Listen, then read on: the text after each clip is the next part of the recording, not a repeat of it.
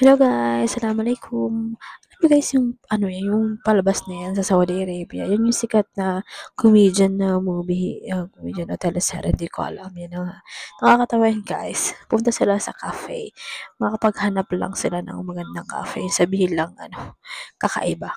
So ayan nga, kung anong pinagagawa ng mga yan, guys. Sabi nga dyan is harakati. Mag-ano lang sila ng kung ano-anong bagay-bagay. So, yun nga guys, nakakatawa yun kahit di ko naiintindihan yung ibang Arabic. So, yun nga, kinausap nga niya yung yan, kakausapin niya dyan yung babae na daw, sabi niya, na wala naman daw maganda doon. Pwede naman daw siyang umalis sa pila. Sabi niya sasabihin ng babae, so what? Uh, yan, tapos yan. Nakakatawa yan guys. So, tawag-tawa ako sa palabas na yan. So, ayan, kakausapin niyo man yung babaeng yan. Na sabi niya, parang gusto niyang paalisin sa pila. So, sabi niya, ano pakialam mo? Kung mahaba yung pila, gusto ko magkape dito. So, yan nga, natarayan siya nung yan na nga guys, nakapausa na sa loob yan, umorder sila ng coffee. So, alam niyo yung pinakang mabenta sa kanila is yung garlic coffee. Natatawa ako, guys. Para lang makatikim sila ng garlic coffee, pumunta sila dyan para daw maiba lang yung kapihan nila. So, yun. Punong-puno dyan guys ng tao. So, yun nga, pinapa-order sila. So, yun nga, may maglalabas dyan ng garlic coffee. Tapos sabi niya, pwede mo maglabas siya ng basta, sabi ng sibuyas, ng bawang, tapos pagsasama-samahin doon, ilalag at gagawing kape. Tawang-tawa kasi yan, Pilipino yan guys, yung dyan, yung nagbigay ng kape na garlic coffee. So, ayan nga guys, yan. Order na nga sila. So, pagkatapos silang umorder, maghanap din sila ng upuan. So, nakikita nga nila lahat. May nakaupo, lahat walang bakante. Lahat lang nagkakape. So, tumingin sa kaliwa, sa kanan, kung merong bakante. So, yan nga. Nahanap sila dyan. So, ayan.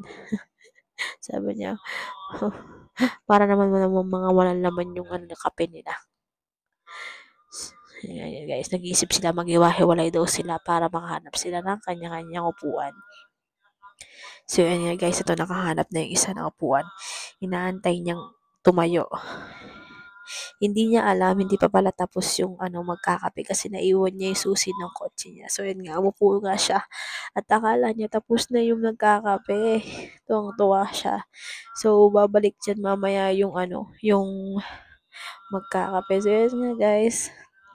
Nagtatanong kung sino matatapos na magkape. Nagkakape lang naman daw. Bakit daw ang tagal-tagal lang magkape? So, yun nga guys. Nagtatanong na sila. Tawa ako dyan. Ano nga pamagat niyan?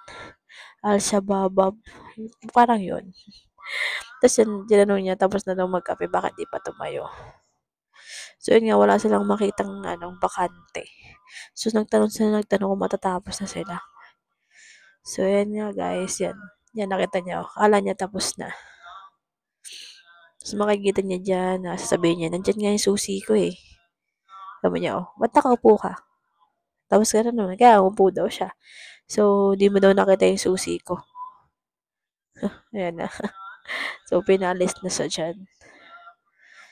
Yan, guys. Nakakatawa din naman pala, guys, yung mga palabas dito sa Saudi Arabia. Kaso nga lang yung iba hindi ko naiintindihan. So, hindi kasi ako masyadong sa mga salita. Hindi ko talaga gusto matuto.